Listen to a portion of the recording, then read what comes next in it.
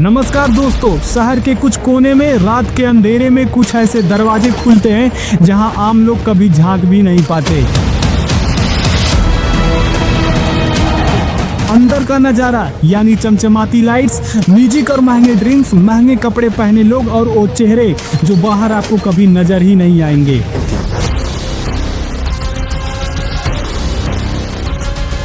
असली खेल तो नीचे चलता है, यानी काले पैसे की धुलाई, नकली लाइसेंस और सिस्टम के साथ सेटिंग। यहाँ सिर्फ शराब नहीं बिकती, यहाँ बिकते हैं सपने और कभी कभी इज्जत भी। और ये सब चलता है खुलेआम। पुलिस, नेता और कारोबारी सब जानते हैं, बस कोई बोलता नहीं। पर क्या ये बस मस्ती की जगह है या इसके पीछे छुपा है काला पैसा, जुर्म और ऐसा खेल जिसमें सरकार, सिस्टम और गली का गुंडा सब शामिल है। यानी जहां आज हम खोलेंगे बियर बार की वो हकीकत जो सुनकर आपकी नजरिया शायद हमेशा के लिए बदल ही जाएगा।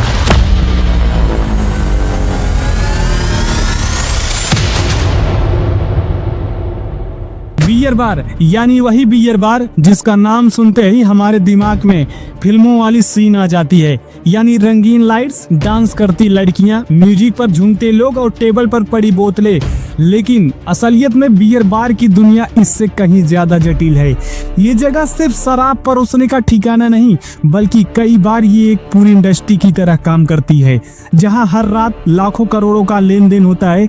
और सबसे दिलचस्प बात यह है कि इन बार्स का खेल खुली आंखों से देखने पर बहुत आसान लगता है, लेकिन अगर गहराई में उतरे तो यहाँ कई ऐसे राज छिपे हैं जिन्हें सुनकर आप दंग रह जाएंगे। यानी बियर बार सिर्फ शराब का धंधा नहीं, एक बल्कि पूरी इंडस्ट्री है। यानी ज्यादातर लोग सोचते हैं कि बियर बार का मतलब बस है शराब की पीने की जगह है, लेकिन हकीकत में ये एक पैकेज की डील है। यहाँ म्यूजिक है, डांस है, खाना है और सबसे अहम इन्वायरमेंट है।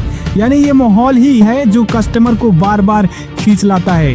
बार के मालिक जानते हैं कि सिर्फ शराब से उनका मुनाफा सीमित रहेगा, इसलिए वो इसके साथ और भी चीजें जोड़ देते हैं, यानी live music, dance performance, theme nights और खास कस्टमर के लिए प्राइवेट केबिन। लेकिन असली कमाई का राज है टिप्स, यानी डांस फ्लोर पर परफॉर्म करने वाली लड़कियों को टिप देने का चलन यहाँ बहुत पुराना है।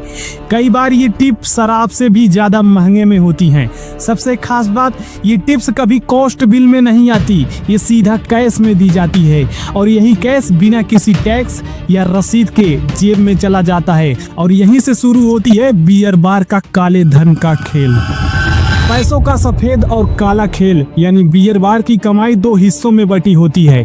यानी एक जो सरकारी रिकॉर्ड में दिखती है, यानी सफेद पैसा यानी व्हाइट मनी, और एक जो सिर्फ कैश में घूमता है, यानी ब्लैक मनी।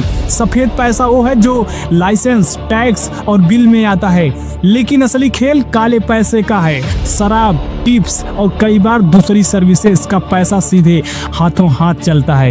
ये रकम न सिर्फ टैक्स से बचाई जाती है, बल्कि कई बार इसी पैसे का इस्तेमाल दूसरे गैंग कानूनी धंधों में भी किया जाता है। यानी अगर उदाहरण के तौर पर देखूं तो महाराष्ट्र के एक बड़े शहर में पुलिस ने एक बार पकड़ा जहां महीने भर में लाखों रुपए का कैश घूम रहा था, लेकिन हिसाब किताब में वो रकम सिर्फ 10 से 15% ही दिखाई जाती थी, बाकी रकम अलग चैनलों से बाहर जाती थी। ये पैसा आखिरकार जाता कहाँ है? यानी पुलिस की जेब में, लोकल नेताओं की जेब में, या फिर किसी बड़े नेटवर्क में। यानी ये चैन बहुत लंबी होती है। लेकिन सबसे बड़ी बात, इस डांस फ्लोर की चमक के पीछे हकीकत क्या है? यानी बियर बार में काम करने वाली लड़कियों की जिंदगी बाहर से जितनी रंगीन लगती है, असल में उतनी ही कठिन होती है। इनमें से कई लड़कियां छोटे शहरों या गांव से आती हैं। इनके पास शुरू में बड़े सपने होते हैं, ज्यादा पैसा कमाने के, बेहतर जिंदगी जीने के, लेकिन असलियत में इनमें से ज्यादातर को बहुत कठिन हालात का सामना करना पड़ता है। इनकी सैलरी बहुत कम होती है, असली कमाई इनके टिप्स पर निर्भर करती है। लेकिन टिप्स पाने के लिए उन्हें न सिर्फ परफॉर्मेंस में अच्छा होना पड़ता है, बल्कि कई बार कस्टमर के साथ वैसा व्यवहार भी करना पड़ता है जो उनकी मर्जी के खिलाफ होता है। यानी इस बार के मालिक अक्सर कहते हैं, कस्टमर खुश रहेगा तो तुम्हारी कमाई भी होगी। और यही बात इन लड़कियों पर जो सबसे बड़ा मेंटल प्रेशर डालती है। लेकिन इस पर पुलिस और छापों का क्या खेल है? यानी आपने अखबार में कई बार पढ़ा होगा, बियर बार पर पुलिस का छापा पड़ा है। ये छापे कभी रात के वक्त होते हैं, कभी सुबह सुबह, और इनका मकसद दिखाने के लिए कानून लागू करना बताया जाता है। लेकिन सच्चाई ये है कि ये छापे सिर्फ एक दिखावे होते हैं। यानी नागपुर, मुंबई और पुणे में ऐसे कई केस सामने आए हैं जहां बार पर छापा पड़ा, बार बंद हुआ, जुर्माना भरा गया और कुछ दिनों के बाद वही बार फिर से उसी तरीके से चलने लगा। वजह सेटिंग। अगर बार मालिक की सेटिंग लोकल पुलिस और नेताओं से मजबूत है तो यही छापा बस एक दिन की परेशानी बनकर रह जाता है। लेकिन इसका असर यानी सिर्फ बार में जाने वालों तक सीमित नहीं है। यानी कई लोग सोचते हैं कि हम तो बार जाते ही नहीं हैं तो हमें क्या फर्क पड़ता है, लेकिन फर्क पड़ता है। बियर बार के इस काले पैसों के खेल से टैक्स सिस्टम कमजोर होता है और जब सरकार के पास टैक्स की सही रकम नहीं पहुंचती तो उसका असर बाकी योजनाओं पर भी पड़ता है। इसके अलावा काले पैसे से अपराध का जाल फैलता है, यानी ड्रग्स, सट्टेबाजी और अन्य गैर कानूनी धंधे इसी पैसे से पनपते हैं। लेकिन सवाल ये है कि आखिरकार ये बियर बार क्यों खत्म नहीं होते। यानी बियर बार पूरी तरह खत्म करना लगभग नामुमकिन है। वजह यह है कि जब एक रास्ता बंद होता है तो दूसरा निकल आता है। जब डांस बार बैन हुए तो लाइव ऑर्केस्ट्रा शुरू हो गया। जब किसी बार का लाइसेंस रद्द हुआ तो किसी रिश्तेदार या दोस्त के नाम से नया लाइसेंस ले लिया गया। ये खेल तब तक चलता रहेगा जब तक सिस्टम और समाज दोनों की सोच नहीं बदलती। लेकिन जो सबसे बड़ी बात, अगर आपको लगता है कि बियर बार का खेल सिर्फ शराब बेचने और टिप्स तक सीमित है तो आप बड़ी भूल कर रहे हैं। असल में ये धंधा कई बार पॉलिटिकल से गहराई तक जुड़ा होता है। बड़े शहरों में बार का लाइसेंस मिलना इतना आसान नहीं है। इसके लिए ढेर सारे कागजात, मंजूरी और चेकिंग होती है और यही वो जगह है जहां सिस्टम की असली ताकत सामने आती है। यानी कई ऐसे बार के मालिक जो किसी बड़े नेता के करीबी होते हैं तो किसी का सीधा संबंध पुलिस अधिकारियों से होता है। ऐसे में अगर कभी कोई विवाद या छापा पड़ता भी है तो मामला जल्दी निपट जाता है। एक समय मुंबई में जब डांस बार पर बैन लगा तो आधिकारिक तौर पर सब बंद हो गए थे, लेकिन कुछ ही हफ्तों में नए नाम और नए फॉर्मेट के साथ वही बार फिर से खुल गए। बाहर से वो रेस्टोरेंट या लाइव म्यूजिक कैफे लगते थे, लेकिन अंदर का माहौल बिल्कुल वही पुराना था। लेकिन अगर इस धंधे की अंदर की डीलिंग की बात करूँ तो यानी इस धंधे का पूरा नेटवर्क कैसे चलता है तो बता दूं, बियर बार के अंदर की असली डीलिंग बहुत सुनियोजित तरीके से होती है। यानी इनका मेन मकसद सिर्फ 3 ही चीजों पर ज्यादा फोकस होता है। पहली चीज स्टाफ ट्रेनिंग, दूसरी चीज स्मार्ट मार्केटिंग, तीसरी चीज स्पेशल कस्टमर हैंडलिंग। यानी स्टाफ ट्रेनिंग यानी वेटर्स, बारटेंडर्स और डांसर सभी को सिखाया जाता है कि कस्टमर से कैसे पेश आना है ताकि वो ज्यादा खर्च करें। दूसरी चीज स्मार्ट मार्केटिंग यानी एक बोतल पर एक फ्री, लेडीज नाइट जैसी स्कीमें सिर्फ ऑफर नहीं बल्कि ज्यादा बिक्री कराने का तरीका होती है। तीसरी चीज स्पेशल कस्टमर हैंडलिंग यानी जिन कस्टमर की खर्च करने की क्षमता ज्यादा होती है उन्हें खास ट्रीटमेंट मिलता है। उन्हें प्राइवेट केबिन, पर्सनल परफॉर्मेंस और कभी कभी मेन्यू से बाहर की चीजें भी ऑफर की जाती है।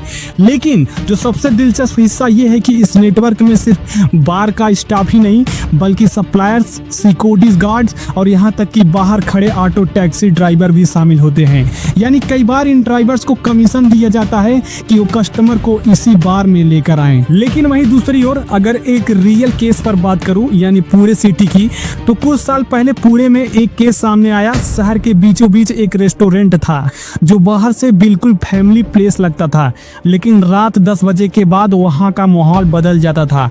म्यूजिक बदल जाता, लाइट्स डिम हो जाती और एक बैक डोर से डांसर अंदर आ जाती। वहां आने वाले कस्टमर को एक कोड वर्ड बताना पड़ता था जिसके बाद उन्हें अंदर स्पेशल जोन में ले जाया जाता था। पुलिस को इसकी खबर मिली और छापा पड़ा। उस रात वहां से लाखों रुपए कैश, कई शराब की बिना लाइसेंस बोतलें और रजिस्टर में दर्ज न की गई टिप्स बरामद हुई। लेकिन सबसे चौंकाने वाली बात यह थी कि कुछ दिनों के बाद वही जगह फिर से किसी और नाम से खुल गई। लेकिन इस धंधे की असली डीलिंग की असर की बात करूं तो समाज में रह रहे लोगों के लिए सिर्फ मस्ती ही नहीं है बल्कि उनके लिए कई खतरे भी हैं। यानी बियर बार का सीधा असर समाज के कई हिस्सों पर पड़ता है। युवाओं पर असर यानी कई युवा यहाँ अपनी सैलरी का बड़ा हिस्सा खर्च कर देते हैं।